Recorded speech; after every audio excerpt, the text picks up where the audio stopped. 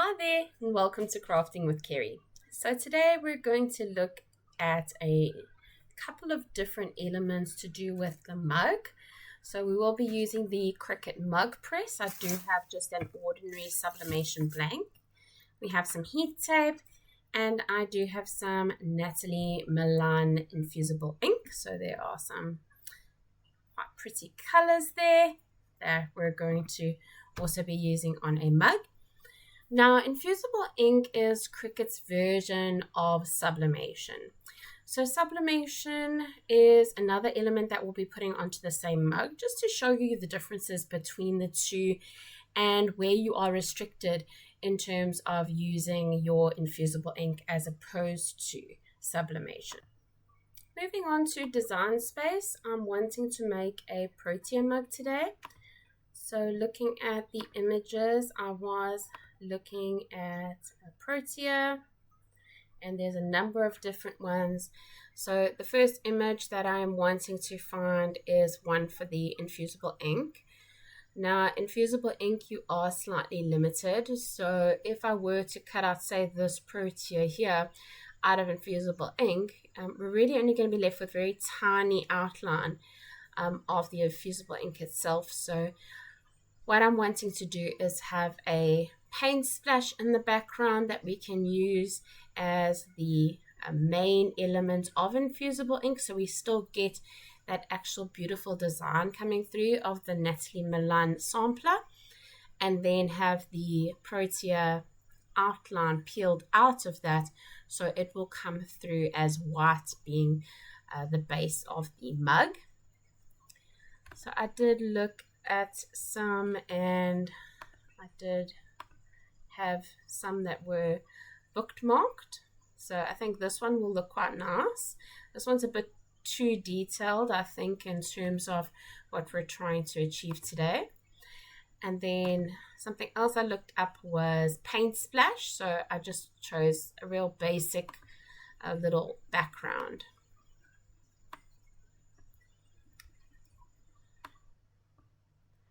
Okay, so just making sure that our paint splash is sent to the back. Resizing my protea so it will fit within my paint splash background. What we do need to do is just look at our mug, get a ruler or something so that we are able to determine what is the area that we are actually working with. Okay, looking at our mug, we do have an area of about 8 centimeters, I'd say, maximum to play with, and to really just see the whole element of our protea, I would also say about 8 centimeters. So there we have our area of what we essentially want to work with. Heading on over back to Design Space, we can then look at our images. Let's just resize our protea into our paint splash. Let's see what this looks like when we align it to the center. We can then select both of these and either slice or you can subtract. It's just going to help to give you an idea of what we are looking at. Let's see if we slice. We'll want to delete our sliced results. So it gives you essentially the same effect. Now we can make this a bit bigger. Let's make it about 7 centimeters, so our width is still within that 8 centimeter range. And this is what we're going to use for our Infusible ink. I want to use the top Infusible ink, which is almost like a peach top color. I'll just make it pink on here for now. Whoops. I zoomed in on the canvas a bit. Okay, so this is the piece that we are going to be cutting out of Infusible ink. We're going to have to weed out all of those fine lines of the protea, and then we leave the pink behind. That's really going to show off that Natalie Milan sampler quite nicely. And now what we can do is upload an image. So you can either take a photo, or you can get an image off of Google or some sort of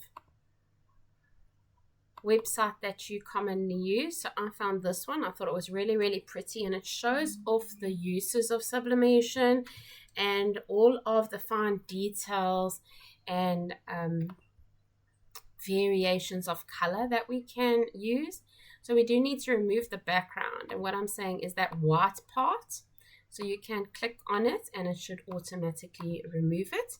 So there are some other white areas around the image that you might want to get rid of, but it's not too much of a train smash, because I mean your sublimation printer is not going to print the white in any event.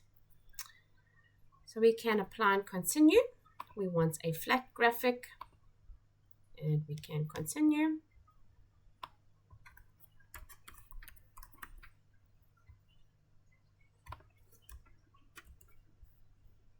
And upload.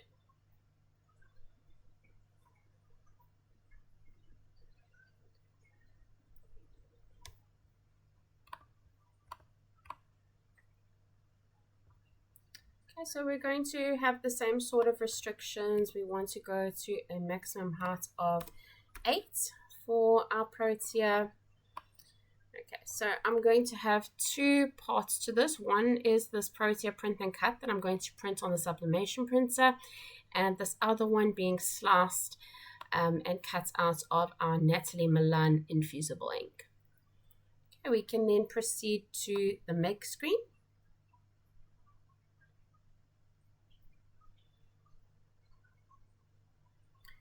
It's firstly got our print and cut. I'm just making sure it is on A4. That's perfect.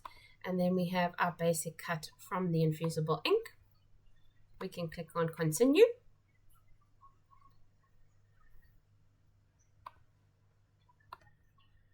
Okay, we can send our image to the printer. Now, I'm not particularly worried about the print and cut itself. We are simply going to be cutting it out like a dirty cut. It's not something that we need to be quite particular of. Okay, so this isn't going to automatically mirror like our infusible inks or our other items will. So iron-ons, infusible inks, those types of things. It doesn't know that we're going to be using this to sublimate onto a mug. It could just be that we are printing out a item that we're using on stationery or a sticker or on some party pack themes. So you do need to put the mirror on if you are wanting to put that design onto your mug using sublimation. When we get to our Protea here, as soon as we click Infusible Ink, it's going to automatically mirror for us. Okay, we can send to printer. We don't need to add a bleed on. So that is where a couple of extra pixels are provided, so that when the Cricut cuts around the image, you are going to have that little bit of allowance in terms of alignment and making sure that a cut is done close to the actual image itself. But because we don't really need to use that today with our sublimation, it's not going to impact us at all, because the white part of the paper is not going to sublimate onto the mug. We don't need to have a pretty cut out around this particular image, because it's only the ink that is going to transfer onto the mug itself. So it's currently printing on my sublimation printer. I am using sublimation paper. It's going to help to ensure that we get the best quality picture from our printer and from our ink. Okay, so it's going to finish that up, and then we can move on to our infusible ink.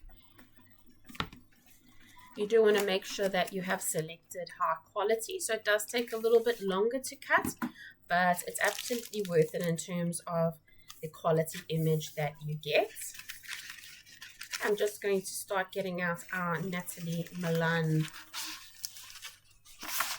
infusible ink sheet so that we are ready to go and place that and cut on our mat.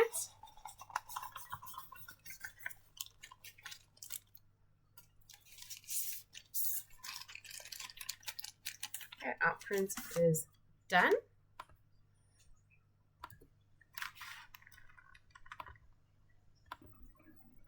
Okay, so we can just browse our materials.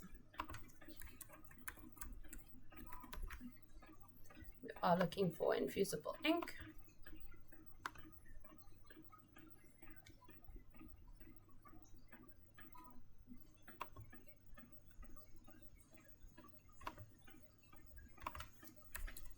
Just make sure you're on the correct mat. That's what I just discovered on the side, is it was still showing my protea that we had used for sublimation. So here it says mirror on, so it's automatically mirrored our image for us, and we can then set up our mat as well as load into our machine with our fine point blade.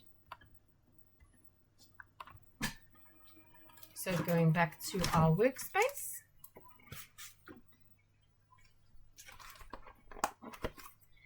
I just grabbed a standard grip mat for us. Okay, with your infusible ink, you are going to place it with the paper side up. Okay, so you've got your transfer sheet on the bottom.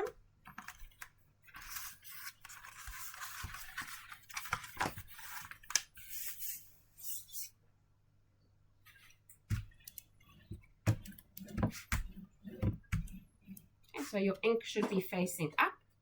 And then while I have you here, just showing you the sublimation print now will look quite faded on the paper, but once it has that heat applied, it is going to bring out all those beautiful colors. So now that we are ready with our infusible ink, we can take it through to our machine. Make sure you have your fine point blade inserted into clamp B.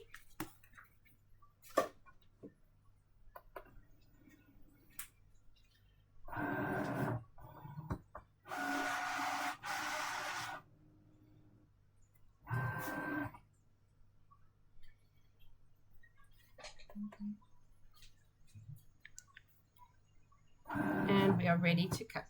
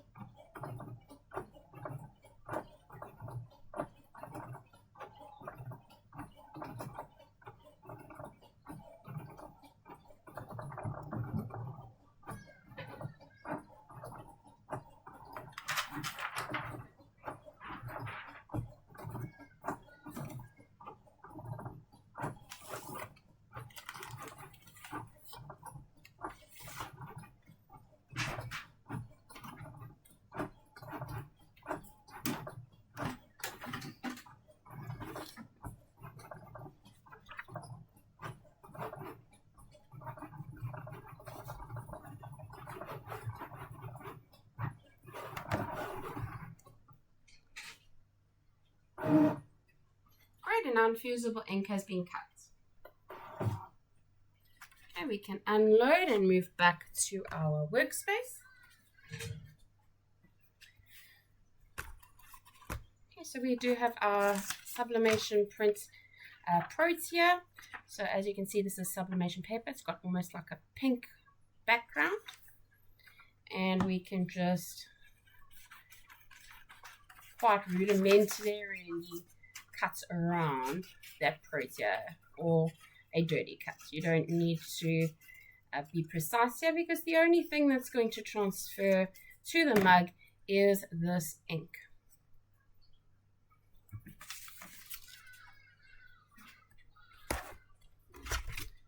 Okay, we can then peel off our infusible ink. Whoopsie. Okay, we can cut that off.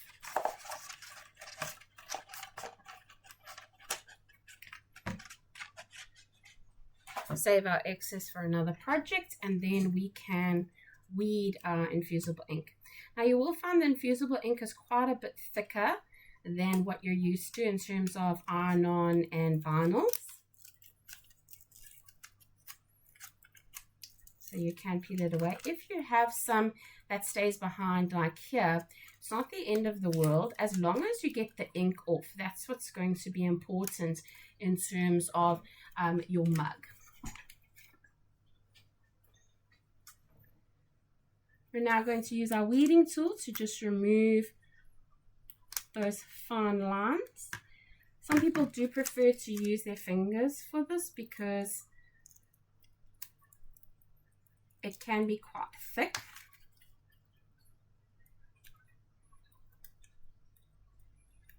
Let's make sure that our petals stay behind.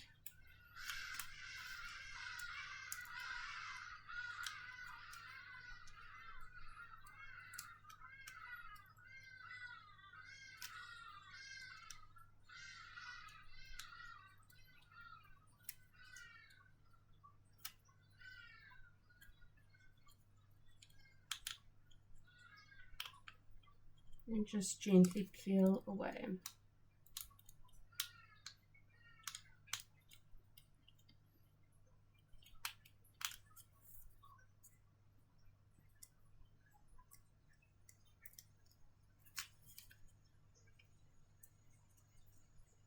So like I said, if you have some that stays behind but it's white, that's fine. It's not the end of the world.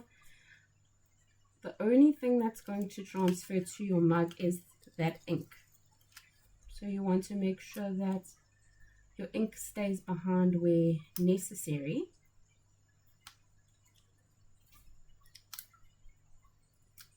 And even if you peel it and there's a white line of paper that stays behind, that's fine, as long as that ink has been removed.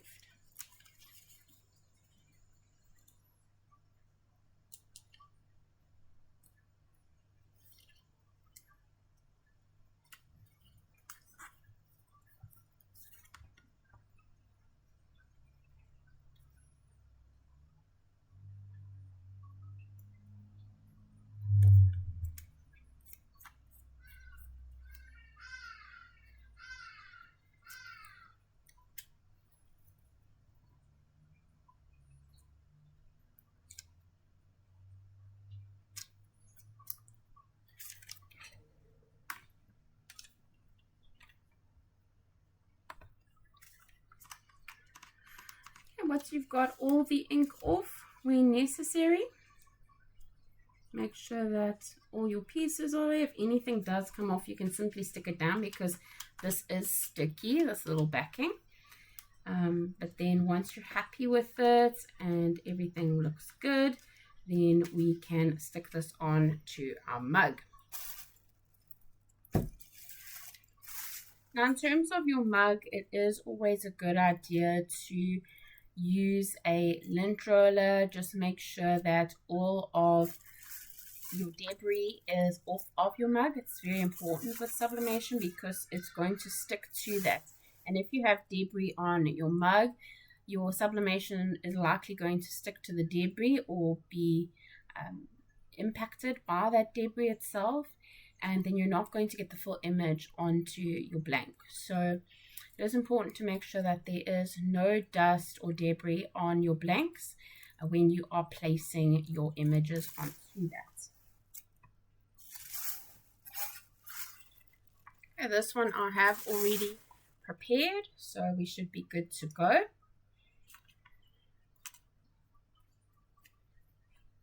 I also have some heat tape here, some Cricut heat tape.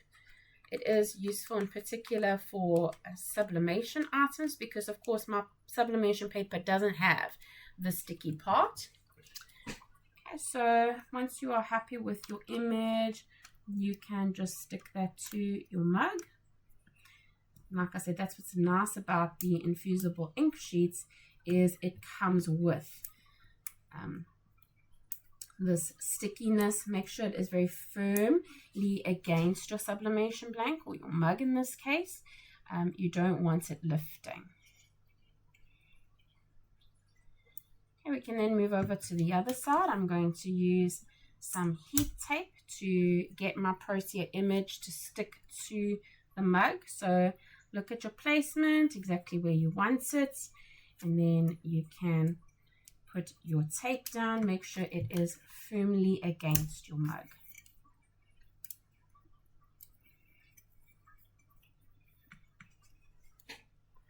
Okay, what I then like to do is to just put a little protection over my mug. You can use things like your Teflon. So your Teflon sheets.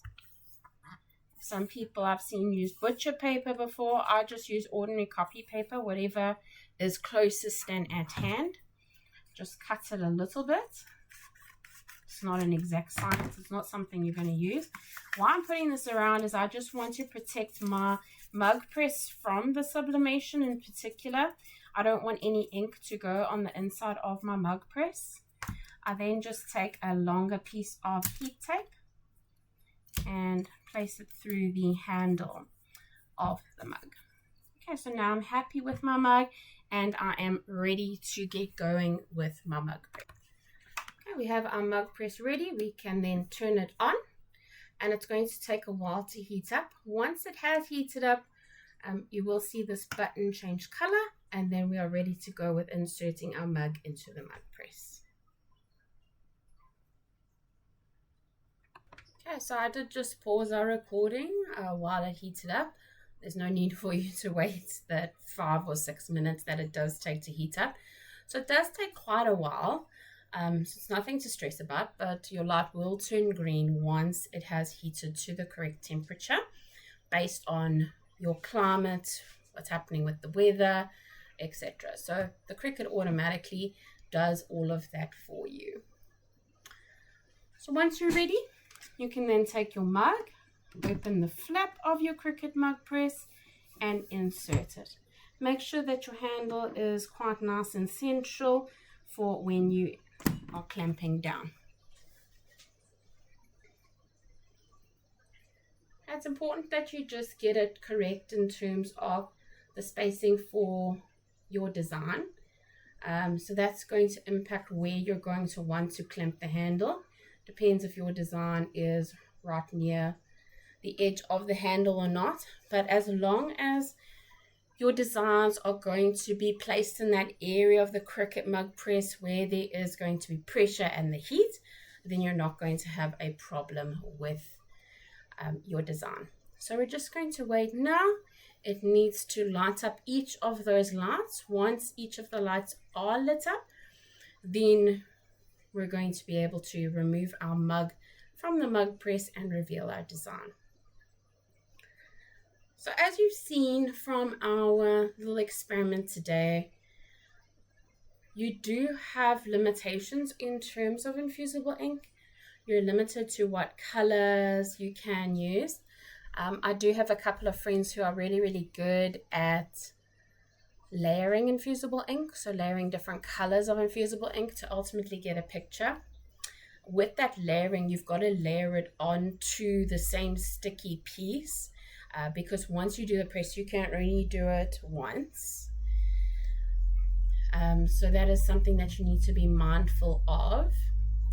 But once you have a sublimation printer, it almost takes away the necessity of using something like an infusible ink. I mean, we could have simply changed our image on Design Space. So with the paint splash, we could have changed that to a little pattern or like a ombre, you know, watercolors similar to the Natalie Milan. And then we could have just printed that out on the printer and taken away that entire process of using the Cricut machine and having to weed everything out. Because as you saw with our Protea image that we printed, was simply a case of printing it out, just dirty cutting it. We didn't even have to involve the Cricut machine. We only needed the Cricut Mug Press to be able to do that. Now, with sublimation or infusible ink in particular, you need to be careful with what blanks you do use. They need to be blanks that are sublimation blanks. So if you're wanting to use it on a tote bag, it needs to be a sublimation type tote bag, or it needs to be a polyester. It also should be ideally white in color. So your blank should be white or a very, very light color, because essentially an infusible ink and sublimation ink is almost translucent. So whatever that backing color is, it's going to ultimately change or, damage your image that's going to come through from your print itself. So if you're using like a very dark color, like navy or something, and then you put your Protea image on top of that, you're not going to see it very well. It doesn't shine through very well in those darker colors. So definitely whites or very light colors or pastel colors. Those would be the types of blanks that you would want to use for sublimation ink and infusible ink. When it comes to fabrics, you want to use the highest polyester count possible. So the higher the polyester, the better in terms of your sublimation and infusible ink. If you're wanting to do a t-shirt or a bag or something like that, your fabric is going to need to be very high polyester count. You can even do things like tablecloths or table runners as well with those, but preferably 100% polyester. That's going to be your best bet. When there is some form of other element to that fabric, the sublimation ink and the infusible ink is likely going to wash out over time, and it's not going to infuse as well to that particular fabric. So your infusible ink and sublimation ink is actually an item that undergoes an exchange to literally infuse with the material that you are applying it to. So the ink actually transforms into a gas state. Then it infuses with the fibers of whatever blank you are infusing it to, and it literally becomes a part of that object. So as with iron-on t-shirts and makeup bags and things like that, you can feel where the iron-on is. You can feel that change from fabric to iron-on. You can feel the difference in that. But with infusible ink, you can't. You literally just feel the same fabric all the way through. You can't feel the difference because it is actually infused with the product itself. So that is, something about infusible inks and your sublimation that is quite nice. So it's really, really durable. So if you're wanting something to last and not peel off a t-shirt or pajamas or whatever going forward, it is very, very nice way to go about it. Now, if you're like me, I don't really enjoy polyester type clothing. I much prefer my 100% cotton clothing.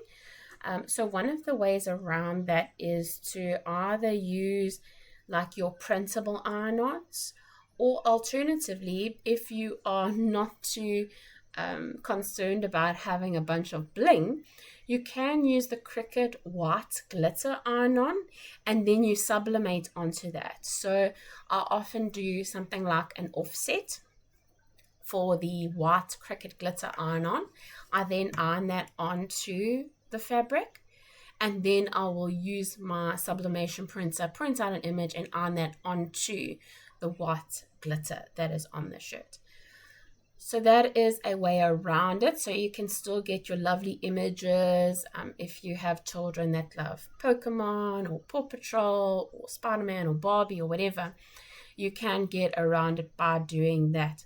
And that white glitter is going to stick to the cotton.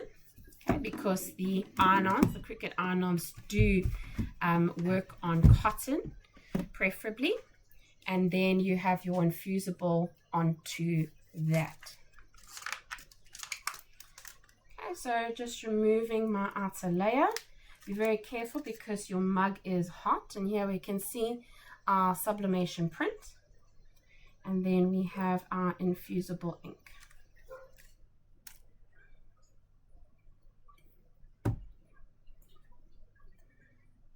Okay, so we can see that beautiful Natalie Milan colors coming through there. It is really, really stunning. Okay, so if that's the look you're going for, if you don't have a sublimation printer, I mean, I didn't start out with a sublimation printer, so the infusible ink was great for me because I could still be able to do these types of projects, but without actually having a sublimation printer. And then here you can see all of the colors that are coming through with the sublimation printer. So a lot more variety.